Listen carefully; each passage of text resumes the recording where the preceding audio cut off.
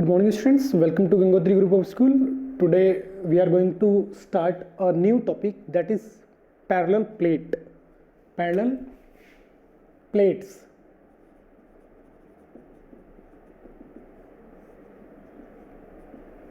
देखो इसमें parallel plates में लास्ट टाइम मैंने आपको जो बताया था उस पर एक एग्जाम्पल देता हूँ. पहले एक एग्जाम्पल दे देता हूँ जो प्रीवियस लेक्चर में हमने पढ़ा था, शील्डिंग इफेक्ट. इस एग्जाम्पल के बाद मैं स्टार्ट करूंगा पैरेलल प्लेट. ये कंडक्टिंग शेल है, न्यूट्रल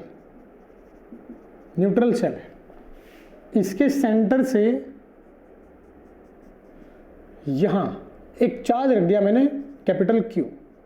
सेंटर से डिस्टेंस, ये रेडियस मान लेता हूं इसकी आर है, और सेंटर से डिस्टेंस डी है. तो क्या होगा, दोनों को मैंने स्टेशनरी रखा हुआ है. इधर आएगा नेगेटिव चार्ज, इधर आएगा पॉजिटिव चार्ज. आपको बताना है सेंटर पे electric field due to induced charge. Calculate electric field at centre due to induced charge on surface of shell. Shell पर जो चार्ज इंड्यूस हुआ है उसकी वजह से सेंटर पे इलेक्ट्रिक फील्ड कितना आएगा, ये आपको बताना है. देखो सेंटर पे इलेक्ट्रिक फील्ड अगर मैं कूलाम के अनुसार चलता हूं, सेंटर पे इलेक्ट्रिक फील्ड कूलाम लॉ के अनुसार क्या आएगा, किसकी वजह से, इंड्यूस्ड चार्ज की वजह से प्लस क्यू चार्ज की वजह से. और अगर शील्डिंग इफेक्ट से जाता हूं तो बाहर इलेक्ट्रिक फील्ड अंदर नहीं जाता है, क्योंकि ये कौन है, ये एक कंडक्टिंग बॉडी है. ये जो है ना, ये थिकनेस जो नेग्लिजिबल थिकनेस है, ये एक कंडक्टिंग बॉडी है. तो इसकी इलेक्ट्रिक फील्ड लाइन कभी भी इसके अंदर से नहीं गुजरेगी, ऐसे आएंगी इलेक्ट्रिक फील्ड लाइंस, ऐसे आएंगी. लेकिन इसके कभी भी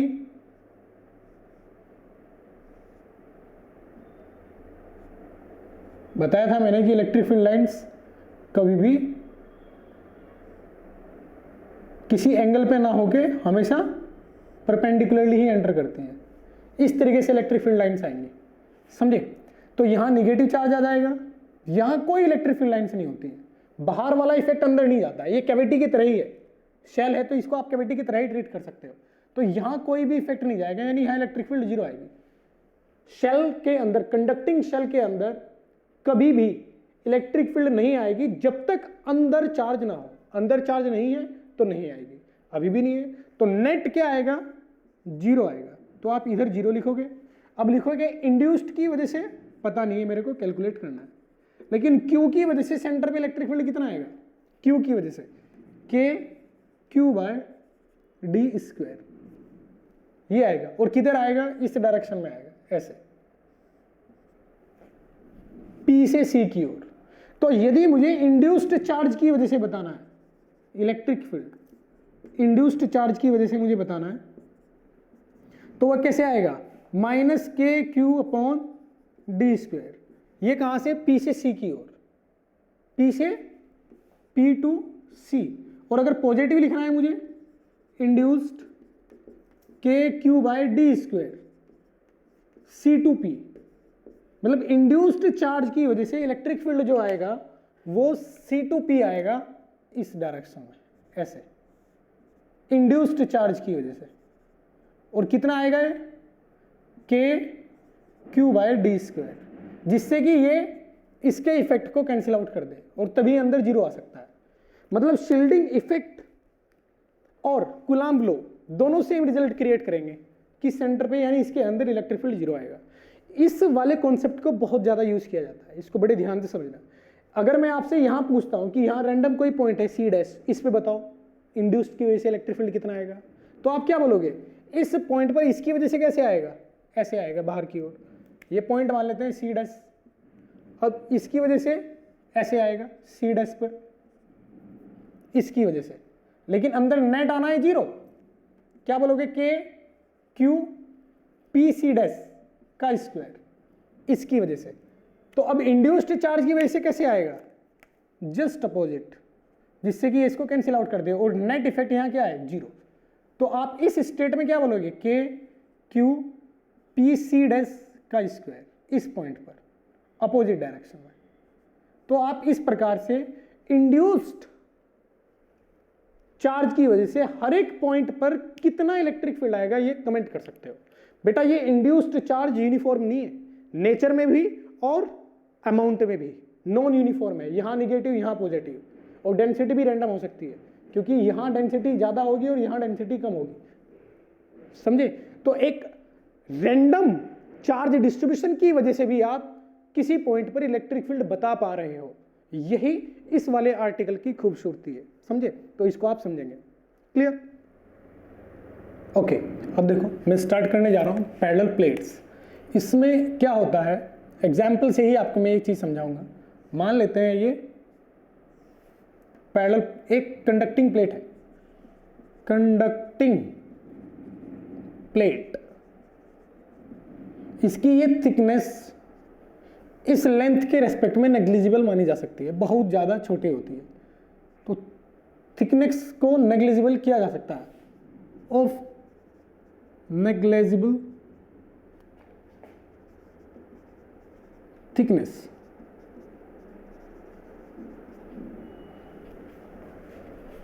यदि मैं इसको कोई चार्ज देता हूं Q, तो ये चार्ज इसके सरफेस पर फैल जाता है। मैंने आपको बताया था कंडक्टिंग बॉडी है, ये क्या है, कंडक्टिंग बॉडी, इसके सरफेस पर सरफेस की स्ट्रक्चर के अनुसार फैल जाता है। अब मुझे पता है कि ये थिकनेस तो मैंने नेग्लिजिबल मान ली, तो ये पूरा चार्ज आधा इधर मान लूंगा और आधा इधर मान लूंगा, आधा इधर जाएगा आधा इधर, क्योंकि इन दोनों का रेडियस ऑफ कर्वेचर इनफाइनाइट है, इसका और इसका। तो आधा इधर जाएगा आधा इधर जाएगा, जितना इधर जाएगा उतना इधर जाएगा। ये थिकनेस मैंने नेग्लिजिबल मानी है, क्लियर। तो ये तो सिंगल बॉडी का मैंने क्या दिखाया, डिस्ट्रीब्यूशन। पहले मैं आपको चार्ज डिस्ट्रीब्यूशन पढ़ा रहा हूं, समझे ना। पहले पॉइंट क्या है इसमें, चार्ज डिस्ट्रीब्यूशन, लिख देता हूं यहां। फर्स्ट पॉइंट क्या है, चार्ज डिस्ट्रीब्यूशन।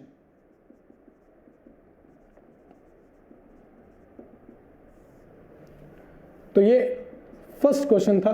सेकंड क्वेश्चन, यदि मेरे पास, अब मैं ऐसे ही दर्शाऊंगा प्लेट को, क्योंकि थिकनेस क्या है, नेग्लिजिबल। तो ये प्लेट दूसरी प्लेट, एक सरफेस इधर एक सरफेस इधर, एक सरफेस इधर एक सरफेस इधर, इसको Q1 चार्ज देता हूं, इसको Q2 चार्ज देता हूं। तो यहां चार्ज आएगा इन दोनों का एडिशन Q1 प्लस Q2/2, इस सरफेस पे चार्ज आएगा ये माइनस ये Q1 minus Q1 plus Q2/2। अब इस चार्ज का निगेटिव यहां आएगा, अगर मैं इधर मल्टीप्लाई करूंगा तो ये आएगा माइनस Q1 प्लस Q2/2, क्योंकि इसको इससे मल्टीप्लाई करोगे तो देखो क्या आएगा, यहां माइनस आ जाएगा। इसको अलग सोल्व कर लेते हैं, Q1 minus Q1 plus Q2/2, इसके साथ इसमें मल्टीप्लाई होगा Q1 माइनस Q2/2, इससे ये कट गया, आएगा Q1 माइनस Q2/2। तो यहां जो लिखा हुआ है, ये लिखा हुआ है Q1 माइनस Q2/2। तो इसका निगेटिव यहां लिख देंगे और फिर इसमें से ये घटा के यहां लिखेंगे Q1 माइनस Q2/2। ये माइनस है तो माइनस माइनस प्लस हो जाएगा, इसमें से ये अमाउंट घटाते हैं तो प्लस हो जाएगा। अब ये आएगा Q1 प्लस Q2/2। तो इस तरीके से आप चार्ज डिस्ट्रीब्यूशन करोगे, समझे। ये Q1 ये Q2। इसको गॉस लॉ से प्रूव भी किया जा सकता है कि इधर Q/2 क्यों आया। गॉस लॉ से भी मैं प्रूव कर सकता हूं कि इधर Q/2 क्यों आएगा, इधर Q/2 क्यों आएगा। लेकिन मैं थ्योरेटिकल भी आपको इसका रीजन बता सकता हूं। थ्योरेटिकली क्या बोला मैंने पीछे वाले आर्टिकल में, कंडक्टर वाले में मैंने बोला कि यदि किसी भी कंडक्टर को चार्ज दिया जाता है तो चार्ज उसके सरफेस पर फैल जाता है, सरफेस की कर्वेचर के अनुसार। अब ये तो सरफेस में मानूंगा नहीं क्योंकि नेग्लिजिबल है, तो दो सरफेस बचे, उनकी दोनों की कर्वेचर क्या है, इनफाइनाइट प्लेन है वो। तो जितना चार्ज इधर जाएगा उतना चार्ज इधर जाएगा। Q दिया मैंने तो Q/2 उधर Q/2 इधर। अब आप याद रख लेंगे कि अगर मेरे पास 2 प्लेट है, जितनी भी प्लेट हो, यहां तो 2 प्लेट है, हो सकता है 4 प्लेट हो, 5 प्लेट हो, टोटल चार्ज जोड़ के आधा इधर लिख दोगे, आधा इधर लिख दोगे। देखो इनिशियल चार्ज और फाइनल चार्ज बराबर आ रहा है, तो जितनी भी प्लेट हो सबका चार्ज जोड़कर इधर लिखो, आधा कर दो, इसमें से ये घटाओ यहां लिखो, इसका निगेटिव यहां लिखो, इसमें से ये घटाओ यहां लिखो, फिर उसका निगेटिव इधर लिखो, फिर उसमें से ये घटाओ यहां लिखो। फाइनली आप ये पाएंगे कि जितना सबसे पहले लिखा है उतना ही सबसे बाद में आएगा। अब मैं न्यूमेरिकली एग्जाम्पल लेता हूं और आपको समझाता हूं। देखो अभी तो मैंने ये नोटेशन लिया है Q1 Q2, अब मैं वैल्यू लेके सॉल्व करता हूं।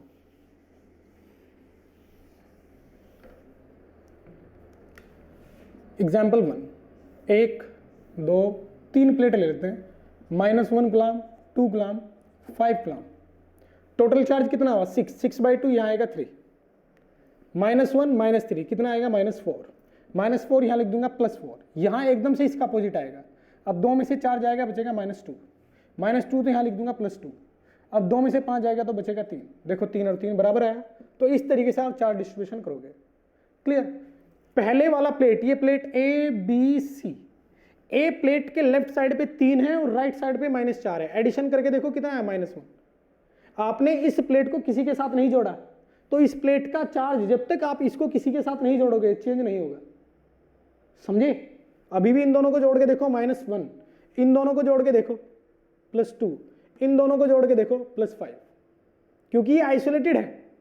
समझे ना। ऐसा नहीं कि आप इनको कनेक्ट कर रहे हो, लेकिन आप इन प्लेट को दूसरे के पास लेके जा रहे हो, तो उसका इलेक्ट्रिक फील्ड इसमें सरफेस पर चार्ज डिस्ट्रीब्यूशन को बढ़ाया घटा देता है। मतलब अगर मैं इसको कहता हूं कि ये अकेली प्लेट इन्फिनिट पे लेके जाता हूं, मैं बहुत दूर लेके जाता हूं ये प्लेट अकेली, तो उधर कितना आएगा 1, इधर कितना आएगा, ये बीच वाली प्लेट यहाँ है बहुत ज्यादा दूर, तो इधर 1 आएगा, इधर 1 आएगा, 1/2 2/2 यानी 1 1 1 अगर बहुत ज्यादा दूर है। लेकिन इस प्लेट को मैं 1 1 इधर है, इस प्लेट को मैं इनके बीच में इंट्रोड्यूस करा देता हूं, तो दोनों सरफेस पर आप ये पाएंगे चार्ज डिस्ट्रीब्यूशन अल्टर हो जाएगा, चेंज हो जाएगा, क्योंकि दोनों का इलेक्ट्रिक फील्ड आएगा तो वो इंड्यूस करेगा अपनी स्ट्रेंथ के अनुसार, जिसकी वजह से क्या होगा, यहां अलग चार्ज देखने को मिलेगा, यहां अलग, लेकिन टोटल चार्ज आपको 2 ही देखने को मिलेगा। देखो यहां 1 था लेकिन अब +4 है, यहां क्या था 1 लेकिन -2 है, एडिशन कितना है अभी भी 2। याद रखना क्या बताया मैंने अभी। तो इस तरीके से आप चार्ज डिस्ट्रीब्यूशन करोगे। क्लियर। चाहे 3 हो, चाहे 4 हो, चाहे 5 हो, इस तरीके का डिस्ट्रीब्यूशन आप दर्शाओगे। क्लियर। अब चार्ज डिस्ट्रीब्यूशन में दूसरे टाइप के जो क्वेश्चन आते हैं वो आते हैं अर्थिंग वाले। Charge distribution with earthing, earthing के साथ भी चार्ज डिस्ट्रीब्यूशन के क्वेश्चन आते हैं। कैसे।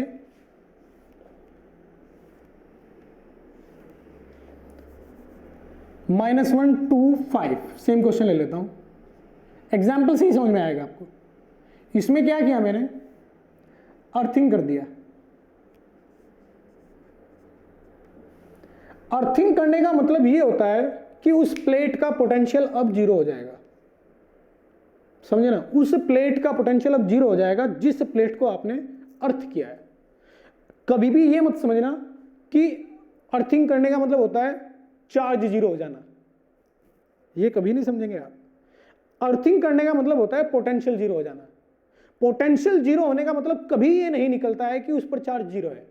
अगर बॉडी आइसोलेटेड है, इधर समझेंगे मेरी बात, एक अकेली ये बॉडी है, अकेली है ये, इसको मैंने चार्ज दिया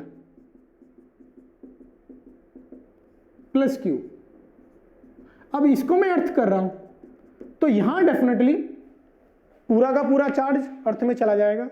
इस पे चार्ज कितना आएगा 0, ये कंडक्टिंग बॉडी है।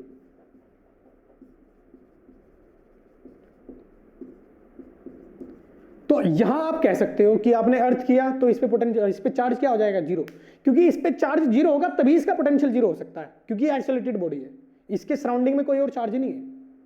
तो इस बॉडी का पोटेंशियल 0 तभी हो सकता है जब इस पे चार्ज 0 हो। तो यहां आप ये बात मान सकते हैं कि अर्थिंग का मतलब चार्ज 0 होना होगा यहां। लेकिन यदि आप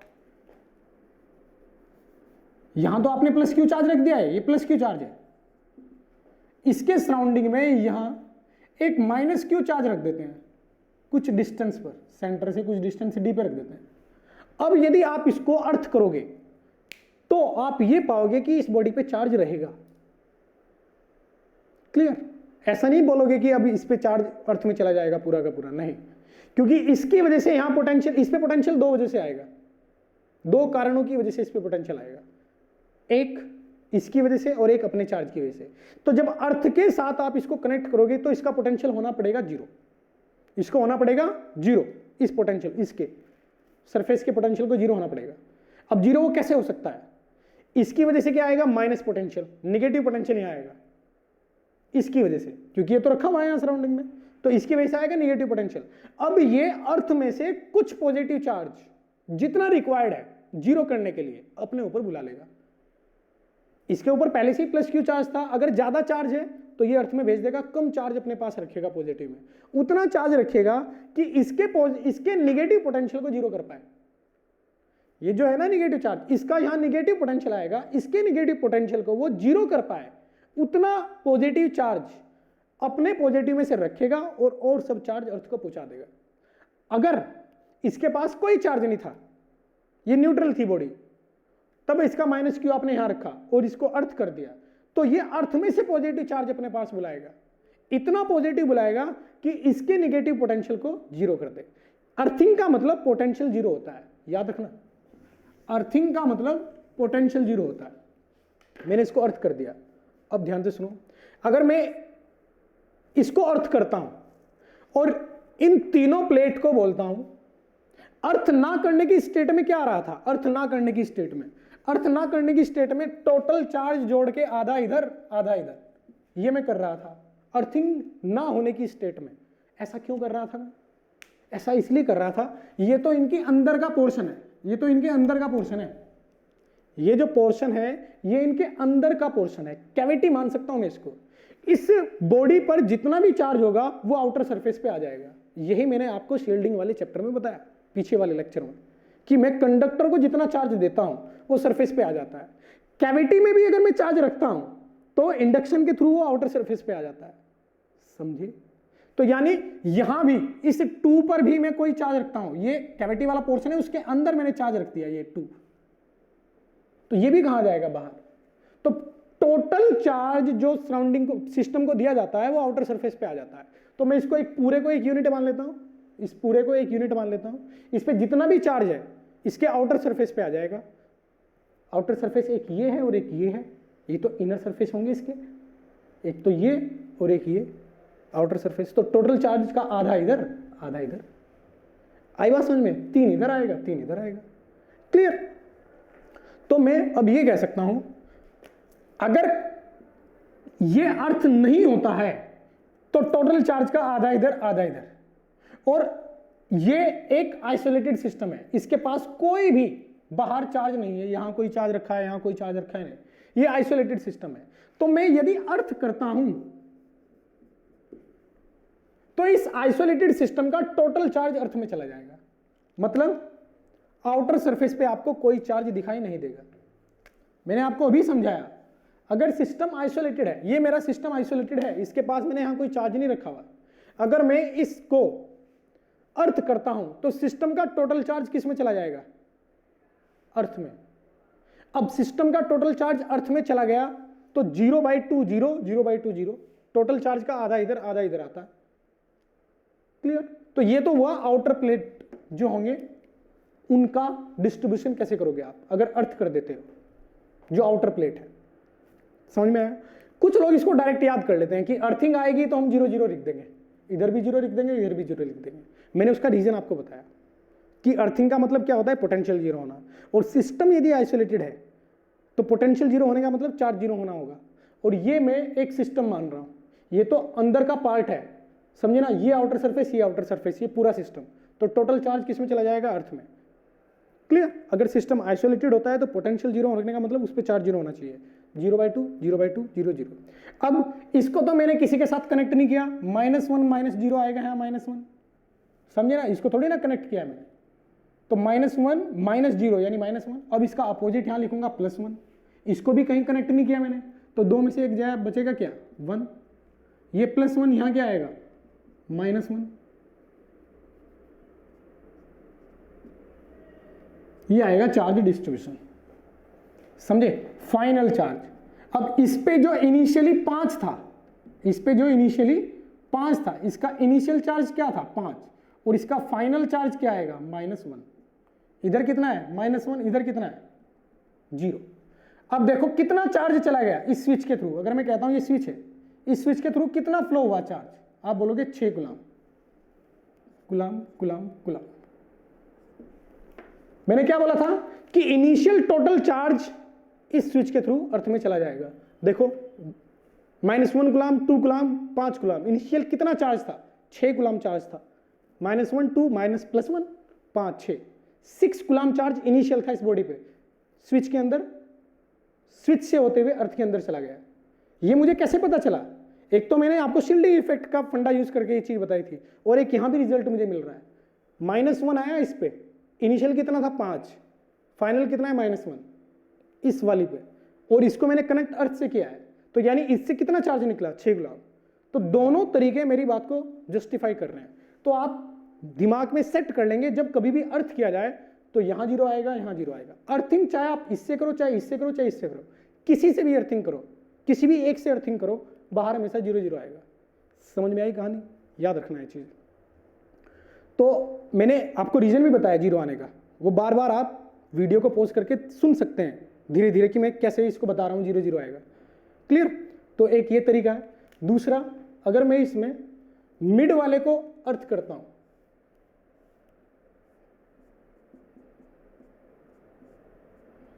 यहां -1 गुलाम, 2 गुलाम, 5 गुलाम, तो क्या होगा? फिर से यहां 0, यहां से 0, कहीं भी अर्थिंग करो, यहां 0, यहां 0, यहां क्या आएगा -1, तो यहां क्या आएगा +1, यहां 0, ये 5, तो इधर कितना आएगा +5, क्योंकि इसको टच नहीं किया मैंने किसी के साथ। इसका चार्ज टोटल बना रहेगा जितना है, इसका चार्ज टोटल बना रहेगा जितना है। -1 है तो यहाँ 0 है, तो 0 -1 में से 0 जाएगा, -1 बचेगा।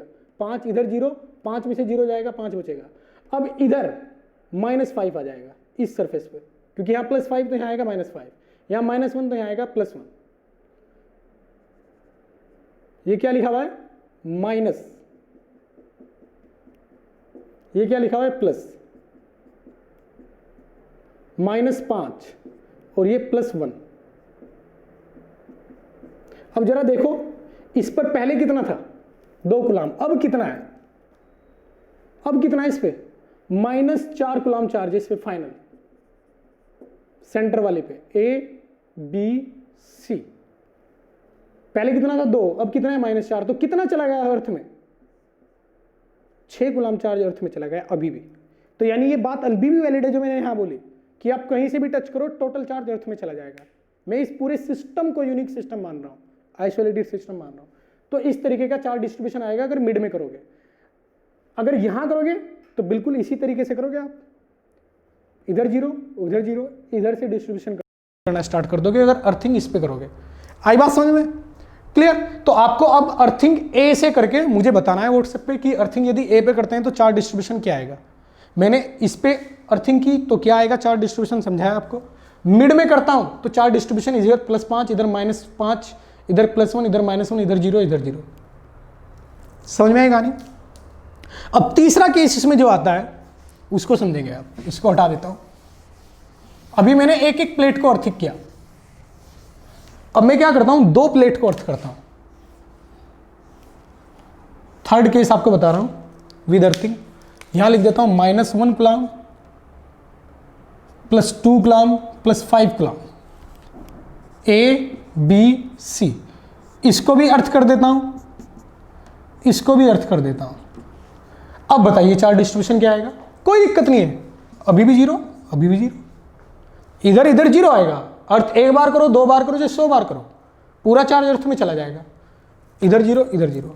अब इधर 0, इधर 0, इसके इस पोर्शन पे और इस पोर्शन पे कितना चार्ज आएगा वो मुझे सोचना पड़ेगा, क्योंकि मैं अब ये नहीं बता सकता हूं कि इस पे फाइनल चार्ज कितना है, इस पे फाइनल चार्ज कितना है, ये मैं नहीं बता सकता, क्योंकि क्या पता इसमें से कितना चार्ज इधर गया है, इसमें से कितना चार्ज इधर गया है। तो अब इस पॉइंट पर और इस पॉइंट पर चार्ज कितना आएगा उस पर मुझे कमेंट करना पड़ेगा। कैसे? यहां कितना चार्ज है मुझे नहीं पता।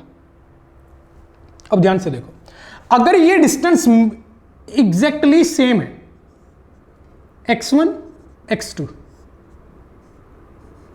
अगर ये डिस्टेंस सेम है x, if x1 is equal to x2,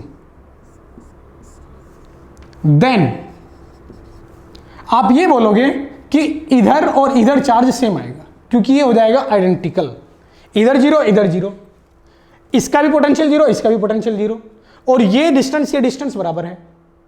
आई बात समझ में? तो मैं कहूंगा जितना चार्ज इसके पास है आधा इधर आधा इधर, इधर भी पॉजिटिव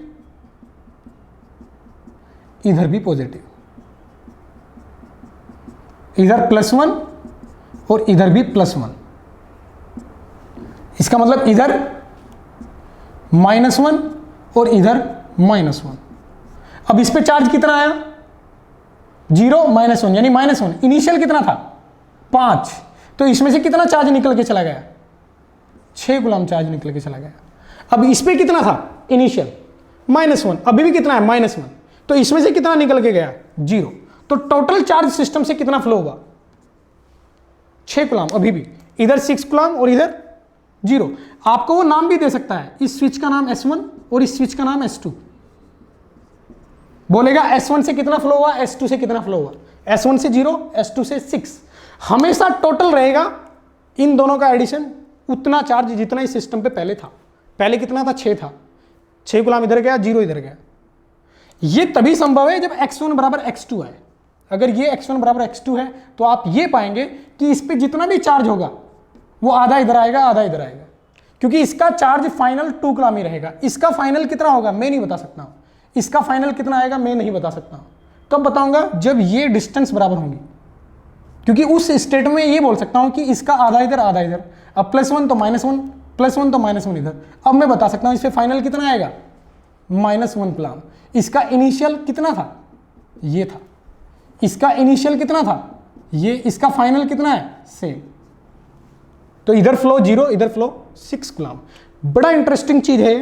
अब आप घर बैठ के ये सोचेंगे कि ये डिस्टेंस यदि बराबर ना हो, ये x1 ये x2, x1 x2 बराबर नहीं है, तो चार्ज कितना आएगा इधर और इधर। समझे? ये आप बैठ के सोचेंगे, आप सोच सकते हो, कर सकते हो ये क्वेश्चन सॉल्व। आपको सब कुछ पता है इसको सॉल्व करने के लिए, जो मैं यूज करूंगा वो आपको पता है। तो ये आपका होमवर्क है, ठीक है बच्चों, देखें इसको।